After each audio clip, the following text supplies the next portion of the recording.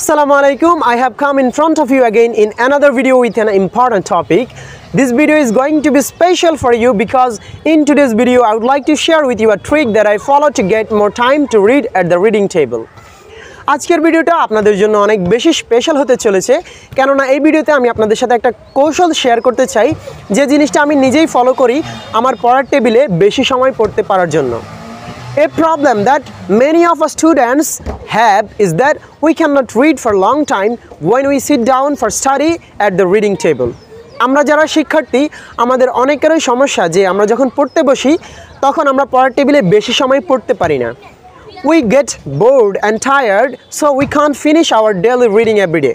আমরা ক্লান্ত হয়ে যাই কিংবা বিরক্ত বোধ করি এবং এজন্য আমরা আমাদের প্রতিদিনের পড়া প্রতিদিন শেষ করতে পারি না। So, in my opinion, one of the main reasons behind this problem is that we read continuously for long time. এই সমস্যাটার পেছনে আমার মতে সবচেয়ে বড় কারণটা হচ্ছে আমরা যখন পড়তে বসি তখন আমরা একটানা অনবরত অনেকক্ষণ পড়তে থাকি and that's why আমরা ক্লান্ত হয়ে যাই কিংবা বিরক্ত চলে আসে আমাদের মাঝে এবং আমাদের পড়ার প্রতি একটা প্যাশন ওই জিনিসটা থাকে না। So that's why I take a pause, I take a break after every 30 minutes or an hour when I sit down to read. এবং এই জন্য আমি যখন পড়তে বসি তখন প্রতি 30 মিনিট পর পর বা 1 ঘন্টা পর পর আমি আমার পড়ার মাঝে একটা ব্রেক নিই, একটা পজ নিই। And at this time I go outside and walk for a while and stay in the light air.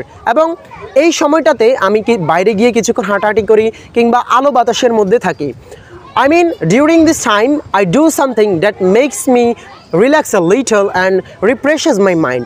অর্থাৎ এই সময়টাতে আমি এমন কিছু করি যে জিনিসটা আমাকে রিল্যাক্স করে তোলে, আমার মনটাকে সতেজ করে তোলে। So, as a result, I don't get bored anymore and I can read a lot of time. এবং যার ফলে আমি অনেক বেশি সময় পড়তে পারি, I can study a lot of time, অনেক বেশি সময় অধ্যয়ন করতে পারি and আমি বিরক্ত হই না। So I think if you want to read for a long time or if you want to study for a long time at the reading table, then you should take a pause and you should take breaks between reading. So আপনি যদি পড়ার টেবিলে বেশি সময় পড়তে চান আমার মনে হয় আপনি আপনার পড়ার ফাঁকে ফাঁকে একটা পজ নেন, একটা বিরতি নেন যাতে আপনি ক্লান্ত না হন কিংবা আপনার পড়ার প্রতি প্যাশনটা না হারায় এবং আপনি বিরক্তি বোধ না করেন। সো এই ট্রিক্সটা আপনি অবশ্যই ফলো করবেন। I hope you will follow this tricks at the reading table. আমি আশা করি এই ট্রিক্সটা আপনারা ফলো করবেন and I hope it will be greatly benefited for you. এই জিনিসটা আপনাদের জন্য খুব বেশি উপকারী হবে। So that's it. No more today. I will come another day with an important topic. Till then, stay blessed, stay safe, and stay connected with me. And please follow for more. Thank you so much for watching my video.